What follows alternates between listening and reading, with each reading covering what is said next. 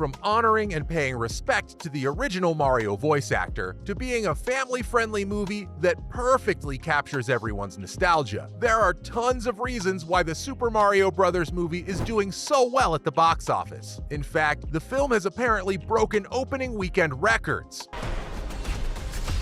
Bowser is coming. I'm not afraid. I'll do anything for my brother. We're going to save him.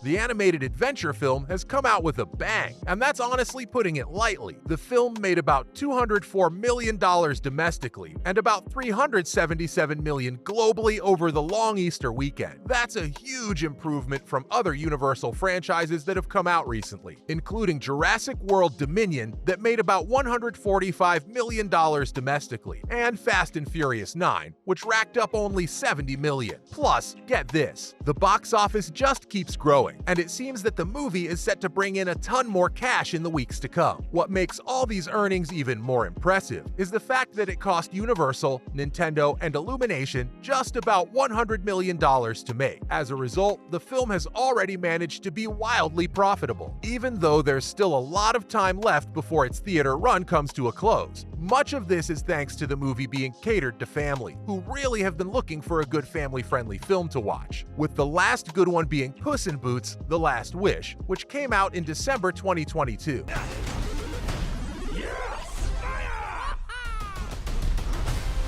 asked for it. This is fun. So, with a combination of great timing, outstanding performances, and great animation, the Super Mario Bros. Film has managed to become one of the best animated films in recent history. That said, the film's success doesn't come just from the fact that it's kid-friendly. In fact, it's managing to expand its audience and reach beyond parents and children. This is mostly due to a thankful amount of nostalgia that's been sprinkled in, as well as the positive word of mouth that comes with the Mario franchise. The film has been garnering the attention of many people, especially gamers, who grew up with the Mario characters and want to see them take on a fun new adventure in a completely fresh medium. It helps that the trailers did an amazing job to keep the hype up. Go! Attack! Let's end this.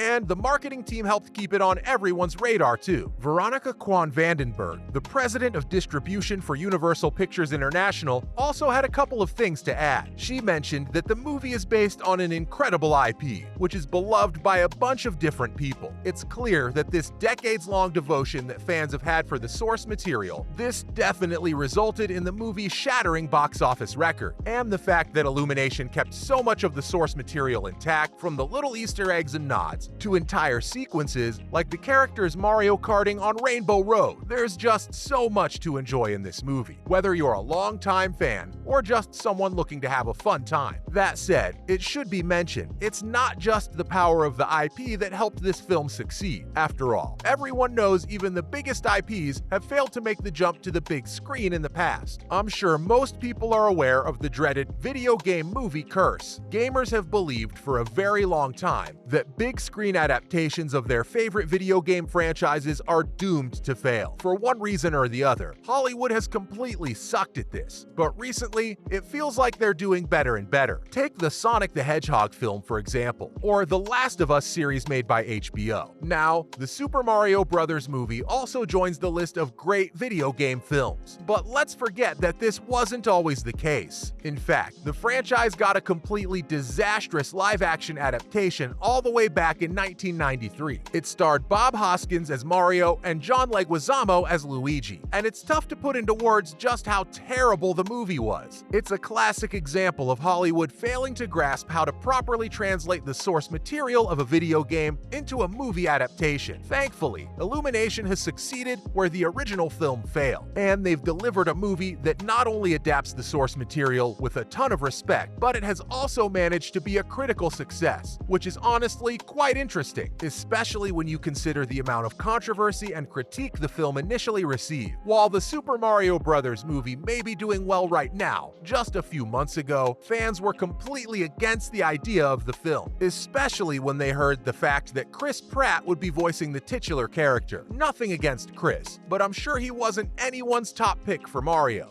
and is very promising as to like what we could expect over the next 10 years, like an entire universe of these types of movies. They're super nostalgic, they're really fun, it's Illumination, so they know what they're doing. After all, the video game has a very distinct and iconic voice that fans wanted to hear, and Pratt, well, he'd just sound like himself throughout the movie, which made most fans worry that it'd take them out of the experience. A lot of their doubts and worries got proven right when the first trailer dropped, and they got to hear Pratt's rendition of Mario firsthand. Chris was mostly just doing his own voice, which led to people being disappointed. That being said, if you've seen the full film already, you'll probably agree that Pratt's voice wasn't that distracting. Sure, it could have been better, but it wasn't anything that would ruin the experience for anyone. So a lot of the criticism and critique that fans had initially does seem a little bit overblown in hindsight. Plus, the fact that the movie is making hundreds of millions of dollars at the box office is indication enough that no one's avoiding the flick just because of Pratt's involvement. But that's not the only controversy that the film had to deal with. There was also the fact that fans wanted to see Charles Martinet get some recognition. He was the original voice actor for Mario, and has been cast in the role for decades at this point. So hiring Chris instead of Charles made it feel like Nintendo was opting only for the star power that Pratt would bring, instead of making the choice that felt right for the film. Look at us. We're adorable. Oh, I got this. No problem. Yes!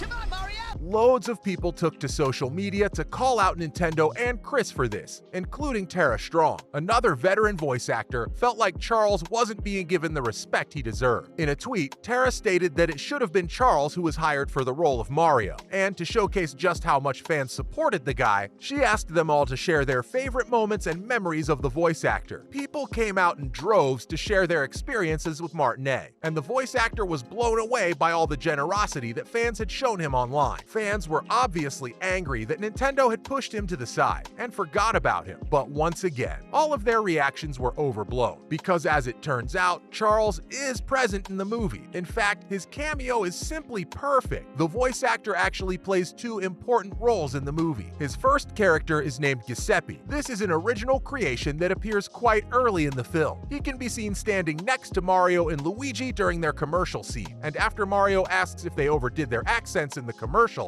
the character chimes in and states that they were perfect, and Mario jumps and does his iconic "Wahoo!" line in support. But that's not all. Charles was also featured in a scene where Mario discusses his extended family, so it's clear that Nintendo gave their fair share of respect to the veteran voice actor. But that's all the main reasons why the Super Mario movie broke records.